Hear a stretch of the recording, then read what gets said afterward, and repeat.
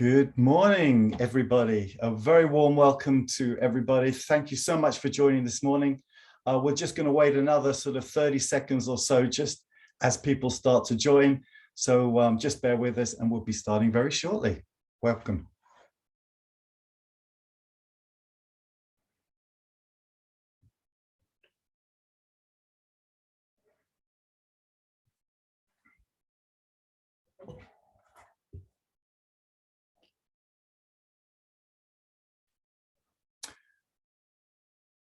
Okie dokie, right. Well, very good morning to everybody and a very warm welcome to this Japanese webinar.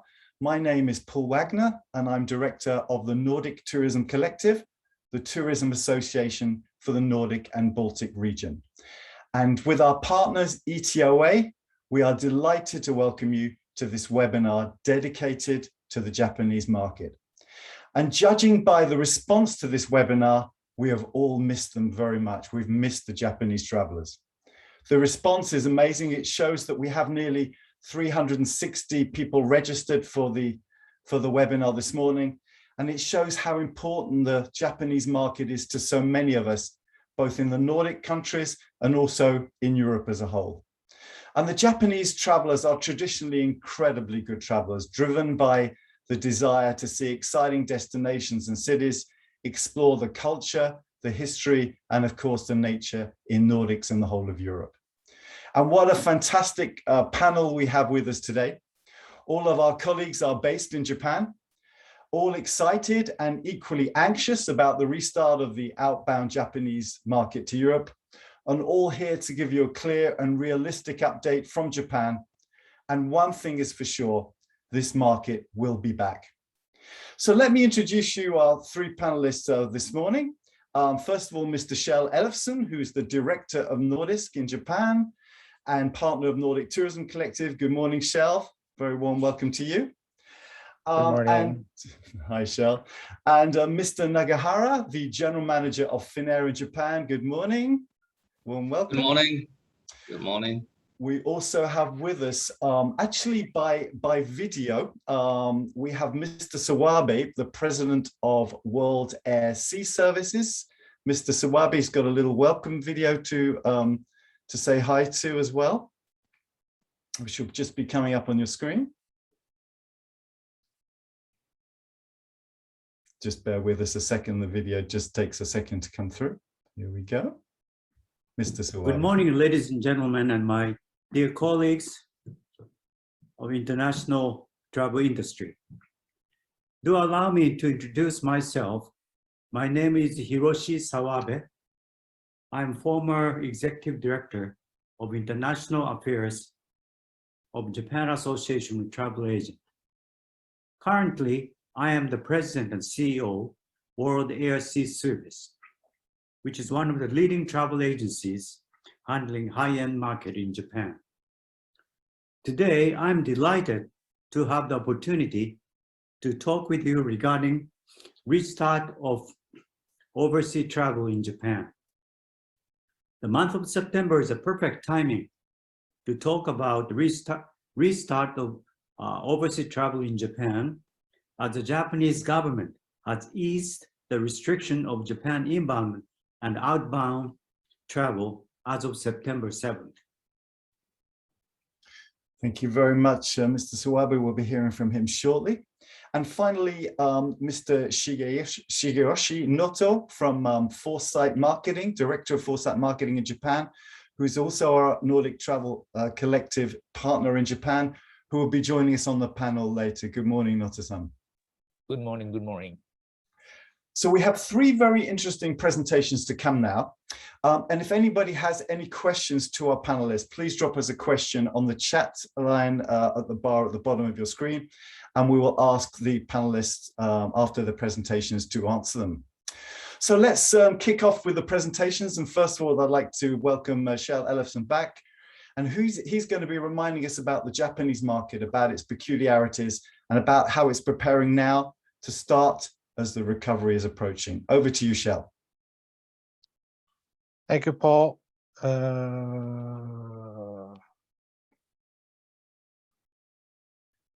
Just a minute, please. Oops.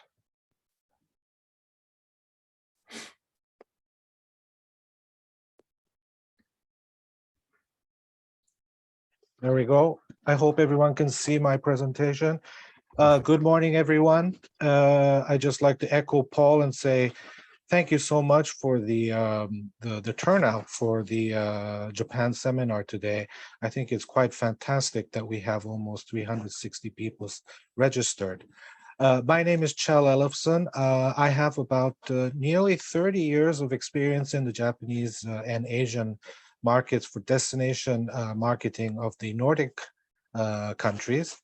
And until about 7 years ago, I started my own small consultancy firm focusing primarily on promoting Norway. And I'd like to thank Paul and Andy for giving us this opportunity, and also to ETOA for allowing us to present today about Japan. It is an exciting market. It has been 3 years since we have been traveling, so we are ready to travel. But I'd just like to give you some overview of how we are at the moment. I'll be talking about the border situation. I'll have some statistics, behaviors and trends, a little bit about the OTAs that we are seeing, travel trade now, and consumer protection. We had a very good announcement on the 7th of September this month, where the limitation of arrivals was upped from 20,000 per day to 50,000 pax per day. Now, under normal market circumstances, the average of how many people entered Japan was 140,000. So it's still a ways to go, but this is just showing that the Japanese government is taking steps in the right direction. There's no longer a requirement for a test issued 72 hours prior to arrival that says you are negative for the COVID. This has been an issue where for travelers, it's an extra cost. And obviously, to find out where they could take a test in a place that they're visiting was also an added burden.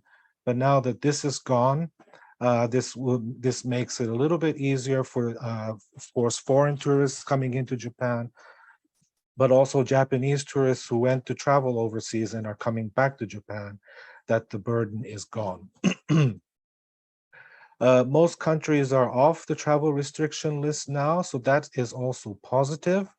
And in terms of the inbound, groups no longer require tour conductors when they are coming into Japan. So this not only means it's good for groups, but also for individual travelers as well. The more they let people into Japan, it's better for the outbound market, obviously. And we see these as very, very positive signs. Just a little recap about Japan from your geography lessons in high school. Japan is the third largest economy in the world with a GDP of 5.07 trillion US dollars. We're a country of a population of 126 million. It's the 11th most populous nation in the world. We have 11 cities with more than 1 million people living in them. And we have 3 major metropolitan areas, Osaka, Nagoya, and Tokyo. And Tokyo is considered the largest metropolitan area in the world, where there is approximately 40 million people living in a 30-kilometer radius. Again, in terms of the ranking of the countries by population, you'll see that Japan is at the 11th position. China, India, obviously being the huge countries here in terms of population. But we are a big country, so we have a lot of people who are willing to, who want to travel, so the potential is very high. How has the outbound been so far until we hit COVID-19 on 2020? As you can see from this graph, in 2019, we hit an all-time high of 20 million passengers or travelers leaving Japan. This was the highest number that we had. And as you can see, the trend was on an upward trend. And therefore, we were seeing that the outbound was doing very well, but then we were hit with COVID, just like everyone else in the world, which has stymied the upward trend. But we think that this trend will continue. There are certain factors that are contributing that could be negative. For example, the yen rate against the US dollar and euro right now is low, which makes travel expensive. Obviously the fuel surcharge on aircraft tickets, airline tickets, is also making it more expensive for the Japanese to travel. But we do hope that after everything comes back to normal, the hunger for travel is there in the market, and we hope to see as many Japanese traveling outside of Japan and also to Europe as much as possible. If we look at the travelers by gender and age group, this is again from 2019. From the 20 to 29 group, you can see that it is women who are dominating the outbound market. But when we look at between 30 to 59, it's men. This is quite easy to explain. Women in their 20s up to their early 30s usually are still working. They have their own income and they have their own time in order to be able to do what they want. And travel obviously is a very big part of their life. But once they hit the 30s, Japan is still quite a traditional society. And we see a lot of women who are either they stop working or they become part-timers. If they have children, it's usually the woman that's taking care of the children at home. So we see that their numbers go down and the men come up. And of course, obviously, how we explain the travel of the men is that these are primarily people traveling on business, people in their 30s to their 60s who are working. This is what they're doing. They're traveling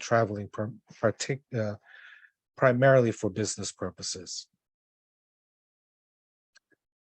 If we look at the number of overseas travelers by month, we have 3 periods that spikes in the graph.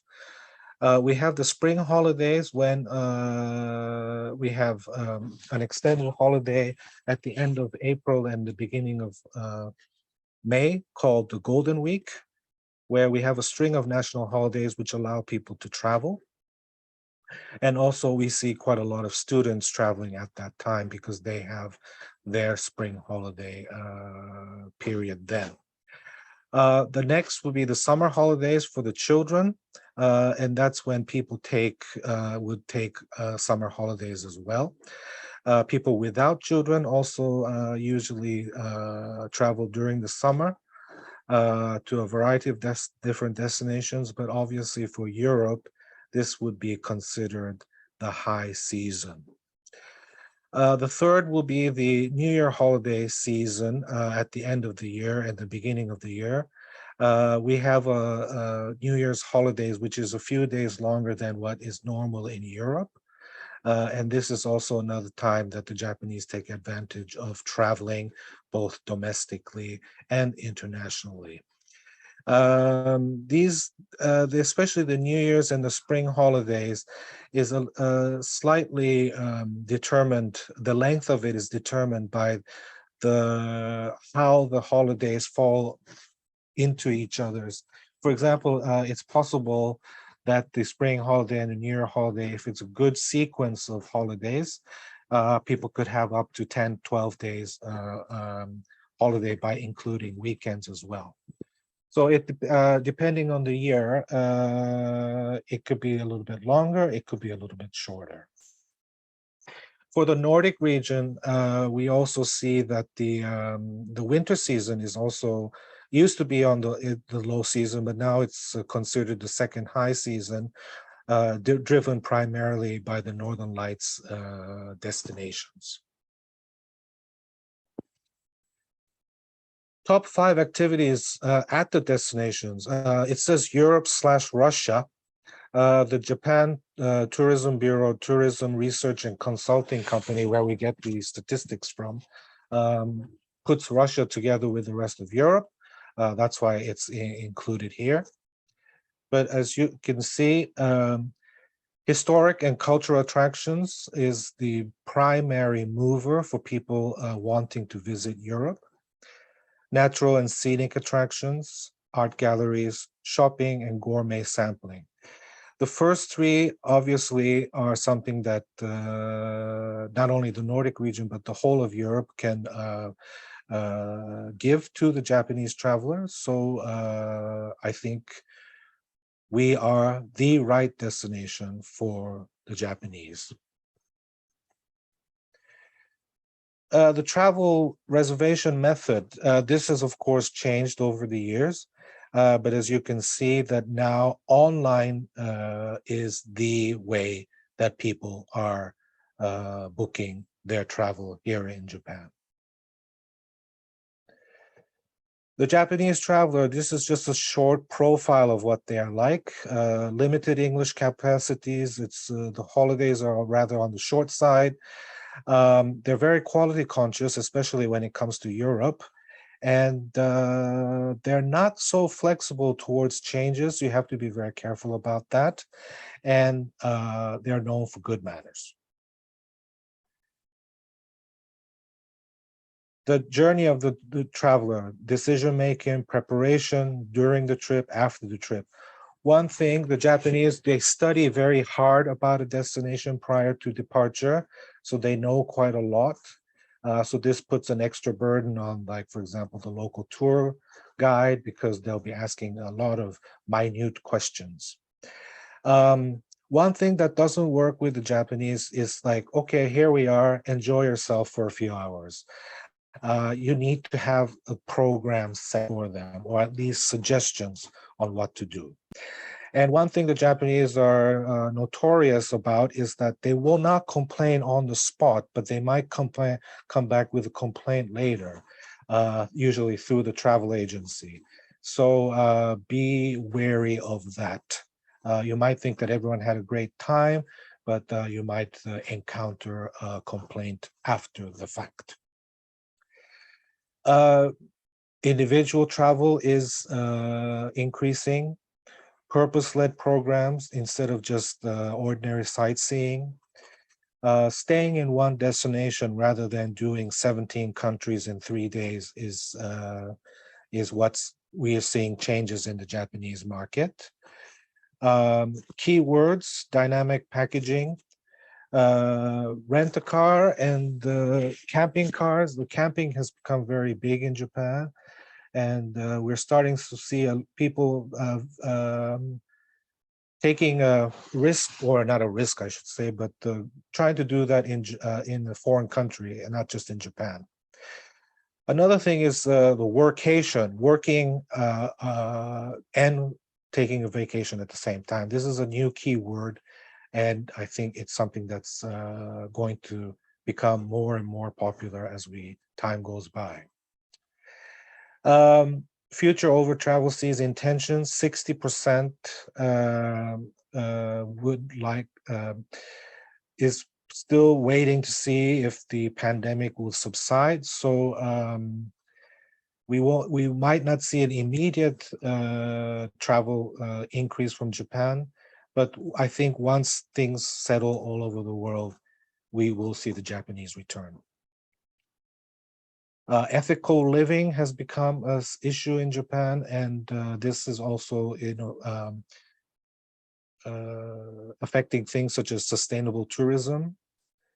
The Japanese are becoming loners, so things are being tailored towards people that are traveling by themselves, living by themselves, etc. 126 million is the population of Japan, and 63% of the society are active on the social network services. Some of the most famous ones, the global brands are famous, but Line, which is originally Korean, is the biggest social network service here in Japan. But this is used primarily for communicating with one another and not so much in terms of finding out information and so forth. Some of the homegrown OTAs, but not only the homegrowns, but the international brands such as Booking.com, Expedia, and so forth are also very, very strong here in the Japanese market.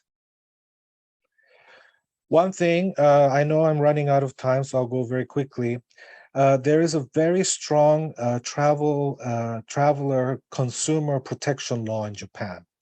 And this might have an effect on you. If you make changes in between after the people have arrived at the destination, for example, this may be a cause for a lawsuit. So please talk very carefully with your partner in Japan to make sure that you don't fall into this situation. The travel trade now, we've seen a lot of people had to leave the trade, but they're slowly coming back. The trade is the companies are regrouping themselves. And one thing, the Japan Association of Travel Agents, they were very instrumental in making sure that we get governmental support, which is one of the industries which in Japan, within the total spectrum of industries in Japan, where we got governmental help. Thank you very much. We're here for you. So if you need anything about Japan, please let us know. Thank you very much and have a nice day. Thank you very much, Kjell. Very interesting, a great reminder of the Japanese market and how special it is and how exciting it is and the trends in the past. So thank you very much. Yep. Kjell, I've got one question Yes. for you. I was going to ask Yes. about the regrouping. I think a lot of our listeners might want to hear what this regrouping means. Does this mean there's been a lot of changes within the operators? Have they lost a lot of talent and knowledge since COVID, or are many of them staying loyal to their companies? Can you just give us an idea about the sort of knowledge and talent? I can't give you one straight answer to it because there's several components to the answer. One is that the major companies, thanks to, again, the work that JATA did, where they were able to second their employees to a variety of different governmental services, such as, for example, call centers for vaccination. So you saw travel trade people working at the call centers, so they still were able to maintain their position within the company, even though they were not working for travel. Now they are coming back. Many of them are coming back, but we have also seen situations where people have left the industry. So actually next week, we're having the big travel expo here in Tokyo. So, and we are part of it. And it will be very, very interesting to see that if we will meet familiar faces, but also I'm sure we'll be meeting a lot of new people as well. So one of the things that we are planning to do is to remap the industry to see if we have still old friends working with us or if we need to make new relationships again. Thank you, Kjell. I think that's important for our suppliers listening who maybe traditionally used to go to Japan to give updates on their products and their organizations. And this may be something, once the market is back to full capacity, that will be necessary in the future. Thank you very much. Yes. Thank you. Thanks, Kjell. Okay, the second presentation today is from Mr. Nagahara, the General Manager of Finnair, who will update us on the crisis, the Ukraine crisis, how it's affected Finnair, and how determined Finnair is to continue its Eastern Asian focus as well as its sustainable position in the market. So, Mr. Nagahara, over to you.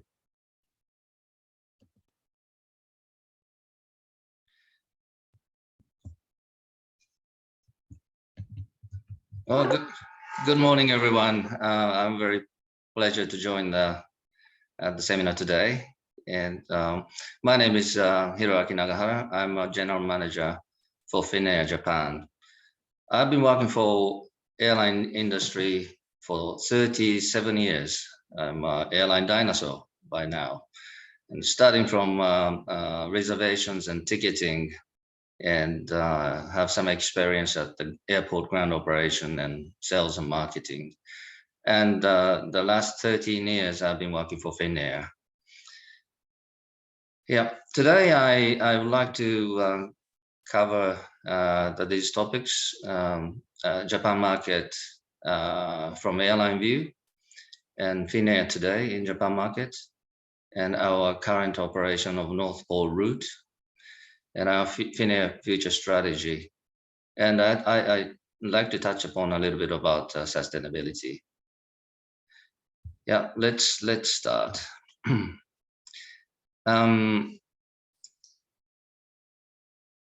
The Sawabe-san has also touched upon, and Kjell-san touched upon as well. And Japanese government has announced some further relaxation of entry restriction, and basically Japanese people or the foreign residents in Japan can travel almost freely with 3 vaccinations after 7th of September. So overseas travel gradually restart. And well, this is pretty much led by the COVID situation, but additionally, we are facing, for European operators, facing the Russian issues. So Russian airspace is continued to be closed. War may prolong, and even the war is ended, sanction may continue. So European Airlines capacity remains 25 to 30% compared to 2019 level. Longer routes hits avoiding the Russian airspace, and longer routes hits fleet utilization to airlines. And destination Europe becomes a high-end market. And this is because of the high airfare due to the cost impact to the airlines. Having said that, other than the European and Japanese airlines, Middle Eastern carriers may enjoy this circumstances with lower operating cost. And what we see in the Japan market is we understand that more clear reason to travel is essential. Not like up until 2019, gathering a customer by a sort of fishing net is no longer possible. Maybe we have to fish by the rod. So the agents pretty much controlling their customers, such as having a membership for the elderly people or student groups, or of course the corporate travelers. So those clear segmentation, we have to look into that in future. And Finnair today, COVID situation, we see the end of the tunnels, but the Ukraine situation has the biggest impact to the airlines. Russian airspace closure hits hugely for European airlines and Japanese airlines to avoid the Russian airspace.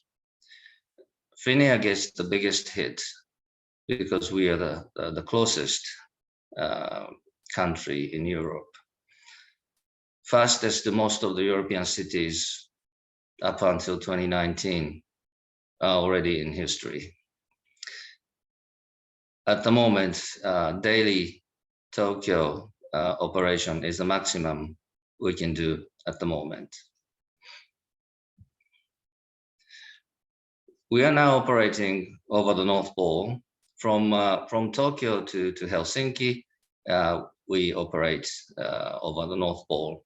And from Helsinki to Tokyo, it depends on the wind of the day, and sometimes operate southern route via Silk Road. And sometimes, depends on the day, we operate also from Helsinki to Tokyo via North Pole. This is a longer route with a high operational cost. We have to operate 30% longer flight time due to this, avoiding the Russian airspace. Japan route block time on the schedule or the system used to be 10 hours, but now it's 13 hours. Actual flight time is 9 to 9.5 hours in the past, but at the moment it's 12 hours. But it's not always bad things. Sometimes, of course, the daytime operation is shorter, the better. But nighttime operation, having a decent hours, that makes a good interval between the meals to have a decent sleep. Well, under this operation, its cost is very problematic to us. Double the operation cost. Used to be Helsinki to Japan route is 24 hours rotation. That's not possible anymore. That was the strong advantage for Finnair, but this is not anymore the case. We have to deploy 2 aircraft hours on Japan route. Actually, the flight time leaving Helsinki and back to Helsinki is 36 hours at the moment. This is adding the flight time. Also, plus we parked the aircraft in Tokyo for more than 9 hours to match and to adjust to the best connectivity from to Helsinki. And now the Japanese government has increased the daily arrival to 50,000 passenger. That leads to Finnair that we can operate with full capacity. However, because of this longer route operation, we cannot operate with full capacity because we have to uplift more fuel to operate longer hours. So this costings gives us pressure on yield, which leads into higher airfares. This is how we operate now. You can see how big the Russian is. And so we have to operating via Bering Strait over the North Pole to Helsinki. Really wish that the over Russia time comes back soon. And Finnair strategy in Japan markets, we focus more on our home markets, which means Nordic and Baltics. We are still fastest to Nordics and Baltics.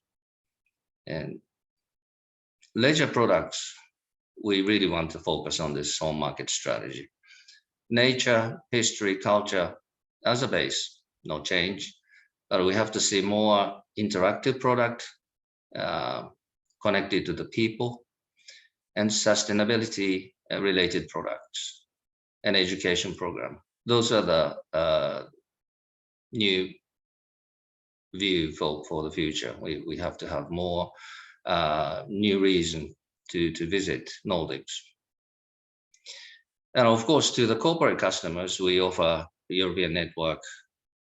At the moment, our flight is operating both a night flight and particularly arriving into the European cities. All flights Finnair operates in European cities. We can arrive fairly good time in the morning. So spend a day in Japan and take the night flight and start work from the next morning is possible. And we just announced recently that we are operating from Narita at the moment, but we are changing to Haneda Airport. We've been waiting for this for many years. It will be happening from leaving Helsinki on the 30th of October and starting from Haneda on the 31st of October. This will give us a nationwide coverage in Japan with our partner airline, Japan Airlines. This can offer nearly 30 cities with good connectivity with Japan Airlines. And sustainability is a little bit behind in Japan market, and particularly in travel industry. But we would like to talk about more about sustainability built into travel product. And for Finnair, sustainability is, I just talk about a little bit of what we do and what we offer. We're operating Japan route with Airbus 350 aircraft. This is the newest aircraft, as you probably know, and fuel consumption is 25% less compared to old generation, even comparing with the Airbus 330, which we had the second newest in our fleet. And we're also looking at the reducing aircraft weight and changing the seats to the lighter ones and catering equipment lighter ones. And if we can reduce the aircraft weight, that will lead into the lesser fuel uplift. And we are having an aggressive target of carbon neutrality by 2045. IATA target is 2050, but we set the 5 year earlier to achieve it. And we are looking at some activity like a carbon offset and a biofuel. But these 2 points are still some gray point about it. So we're still studying more about the carbon offset program and the biofuels. And also we are looking at reducing the plastic items on board 50% by 2025. Less usage of plastic or the reusable item to get on board on our aircraft.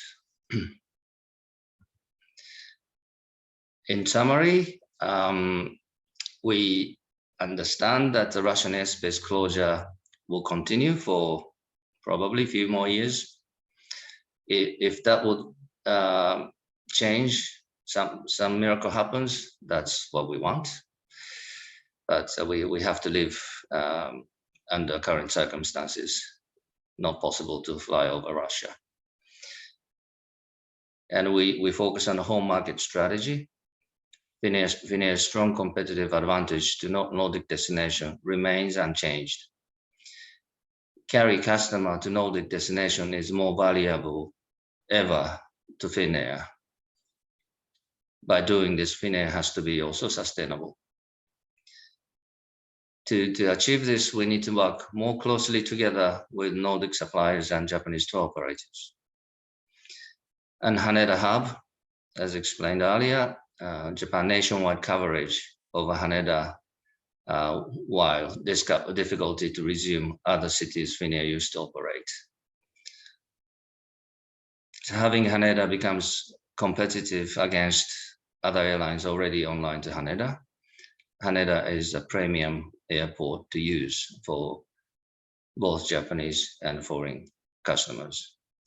So we should take advantage of having Haneda from 31st of October. We're looking forward to that. Well, thank you very much for listening. And we always hope that the Japanese people start traveling a lot very soon and hope to work together with you. Thank you very much. Thank you very much, Mr. Nagahara. Very interesting and very clear about the situation, the challenges, etc. But I did ask Mr. Nagahara just before we were on air about, will there be seats for the leisure industry in Japan? And it was very clear that, of course, corporate will take up quite a lot of the load factor, but there are certain days of the week, certain periods where, of course, there'll be plenty of seat availability for the leisure. So the Finnair will continue to be a huge supporter of the leisure industry from Japan to Europe. Thank you very much. And finally, we have thanks, Mr. Nagahara. And finally, we have the last video, which we're just going to play for you, which is Mr. Sawabe, the president of World Air Service, giving a high-end operator perspective of how he sees the Japanese market moving forward. So if we're just going to load this for you, and here we go. Now I'd like to start my presentation based on a PowerPoint which I prepared for you. As shown on this slide, today I'd like to cover 5 these topics: the current Japanese overseas travel market, second, Japanese overseas travel in numbers, number 3 is actions in travel market, and 4th, timeline recovery steps, and 5th, recommendation for further actions.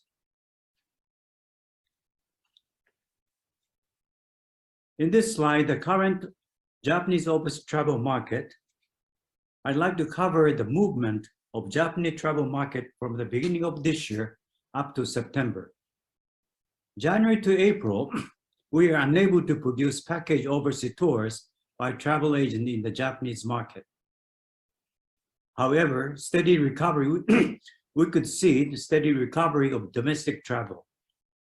In May, we have just started restart of overseas travel tours preparations, and due to the reduced level of a travel advisory. In June, we actually restarted of sales overseas tours by travel agent in this market. However, in July and August, we faced the 7th wave of COVID-19 infection spread in Japan, discouraging overseas travel. But believe me, this is already past. In September, due to the decrease of the COVID-19 infection spread, we started to tackle to handle Japanese overseas travel in the market. And good news for all of us is we are no longer to show a certificate showing a negative COVID-19 test result taken within 72 hours before departure. And one more thing is government raised the daily international arrival to Japan from the current 20,000 to 50,000. And this is the real timing for us to restart our overseas travel promotion. And this slide shows the comparison between the numbers, Japanese overseas travel's numbers, 2019 and 2022. Although the number of the 22 is very small, we have great expectation to increase this number rapidly.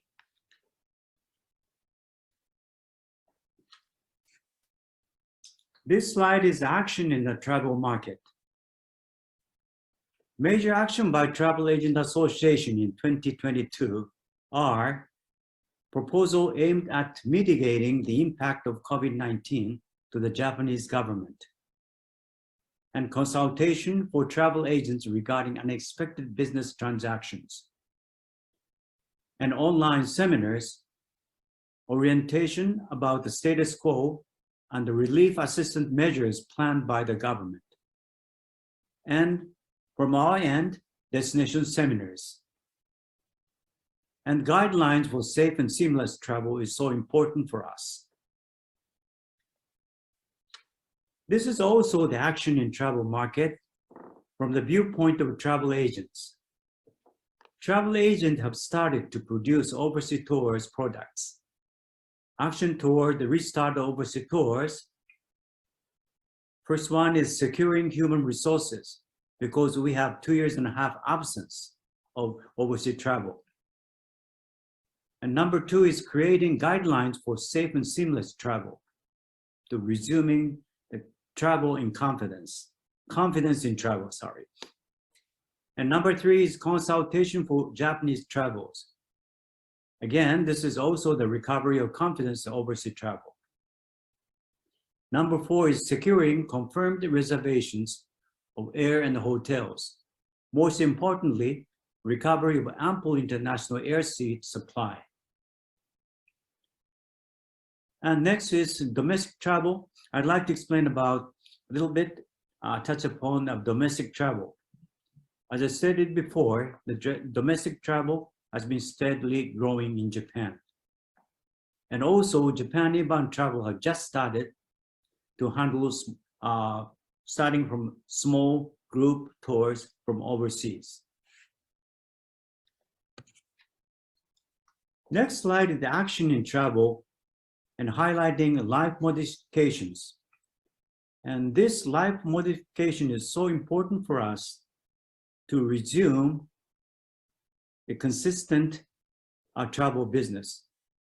Our daily life has been transformed to a new lifestyle to ensure safety and regain confidence in travel after experiencing the COVID-19 outbreaks.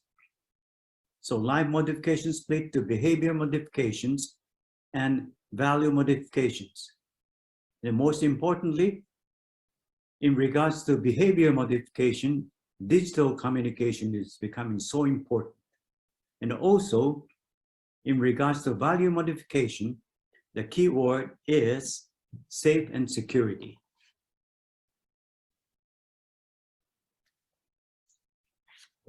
Next one is a timeline recovering steps regarding travel products. I'd like to share this information with you. This is kind of the common sense in the international travel field. However, I'd like to reconfirm recovery steps regarding the travel products. Step one is starting from business travelers and high-end FIT. After that, step two, regular FIT and small group tours and package tours. And number three is group tours and incentive tours. And this is a recommendation for further actions regarding B2B2C. Recommendation of what overseas destinations should handle. Encourage Japanese travel to them at the time of restart of overseas travel in the Japanese market. Participate in B2B online seminars and promote overseas destinations by SNS in the Japanese market, especially highlighting safety and destination attractiveness. And participate in nationwide tourism exhibitions and seminars. And propose positively new attractive tour products with a new itinerary to travel planners in Japan. And this is the good news for you to European countries. I'd like to touch upon about our favorite destination in the Japanese market. Top 3 Japanese favorite overseas travel destinations based on research conducted late June 2022 in the nationwide are Hawaii, Europe, and Oceanian region, especially Australia and New Zealand. These 3 destinations are top favorite travel destinations for the Japanese leisure market.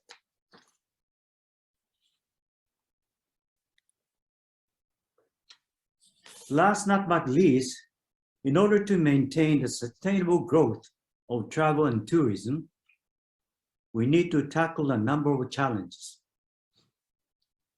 In regards to B2C, adequate response to varied customer needs. Next one is loss of interest in travel by young people. Then how we can encourage this market segment, which is very important for us. And number 3 is further development of senior market. This market is very steady and constant market, but we need to further develop and provide the good quality tours, recovering their confidence in travel. So development of new destinations and travel with first-hand experience are so important. In regards to B2B, safety and security of travel is primary point of challenge that we have to tackle with. Next one is ample supply of international air seats. We affected so many unexpected international issues, and airlines are struggling to say resume the number of flights which they enjoyed and before the COVID-19, which is 2019. But they are working so hard, and we're very much expecting 100% resume in the very near future. And number 3 is human resources, travel experts. There are so many good, talented travel experts before COVID-19. But after 2.5 years absence, we lost so many important travel agent experts. So we have to regather those talents and rebuild our travel business.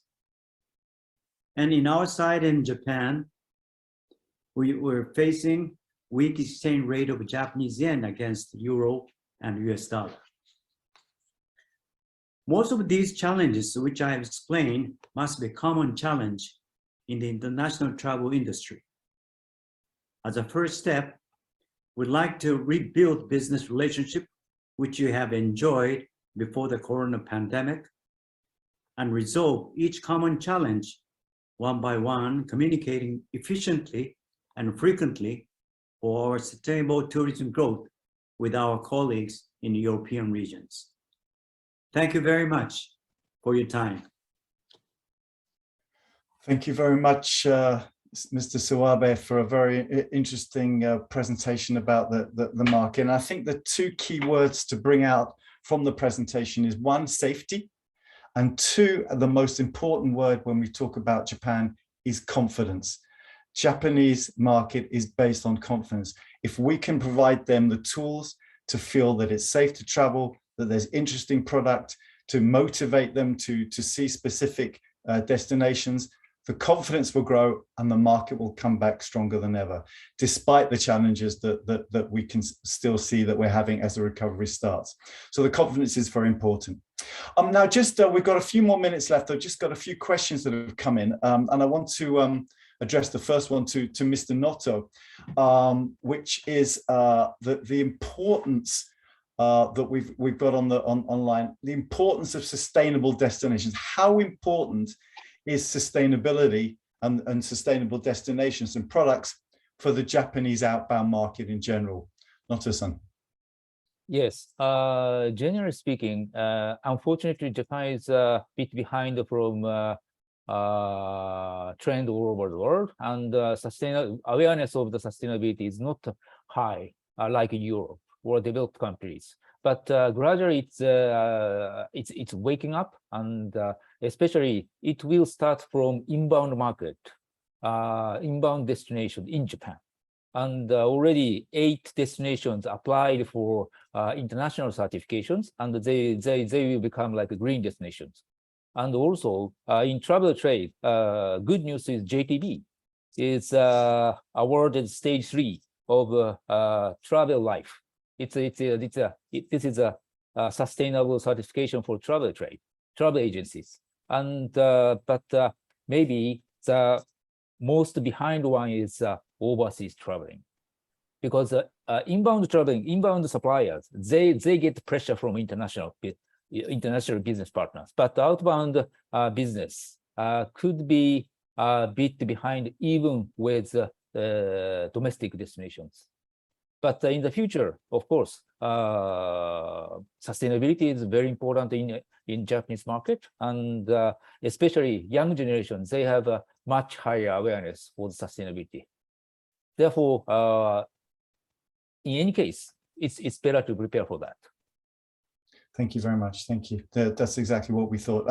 Thank you, Noto-san. Just a couple of questions are starting to pour in, of course. We can take a couple now. One is about the Ukraine war. Is the Ukraine war becoming an obstacle itself? Is this making some of the Japanese very nervous to travel to Europe as a whole. Now, obviously, the Japanese market has seen through the Balkan conflicts, the Gulf Wars, etc. But we wanted to know, and our listeners wanted to know, will this impact all of Europe or certain parts of Europe, or is it now at a stage where it's people realize it's far enough away from the areas that most people will be visiting? Maybe I can ask this one to Mr. Nagahara. Yes, in general, the having a war in Ukraine doesn't give a huge impact to the perception of Japanese travelers. In general, they are thinking that, as Paul-san just touched upon, that the war is happening relatively away from the main part of Europe. That's the general perception. And of course, some media picked up, particularly like the Finland cases, joining a NATO and having a border of 1,500 kilos next to Russia or such. But even those well, picked up in media, well, that doesn't spread anything bigger. That's to avoid visiting Finland or nothing like that. So the impact of having a war in Ukraine is relatively low in Japan market, I would say.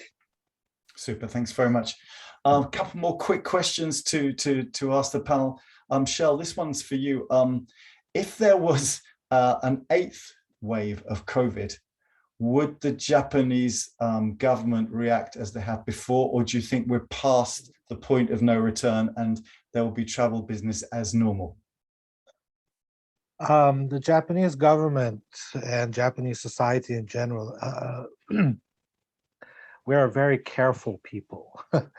And so there is a possibility that if there's another wave, that we might see certain restrictions coming in again. But as you said, Paul, I'm certain that we're past that stage. So even if they do consider restrictions, it will probably be a lot looser. The balance of the economy versus the health of the population, I think the government is fully aware that that needs to be taken into very strong consideration. So I think even if we should see an 8th wave, we will not see as stringent rules and regulations as we see now. Super, thank you. That's reassuring. I know we can never be sure these days of anything, but at least that's encouraging as well.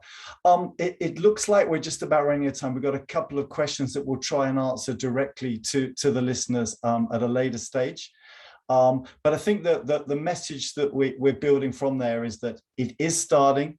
The recovery is going to start slowly but surely. Airlines will be gradually increasing the seats and capacity to Japan, and the Japanese market will start to find those areas they feel safe, they're interested, and they can have confidence for going to, and that they've got really good products to support their promotion in Japan.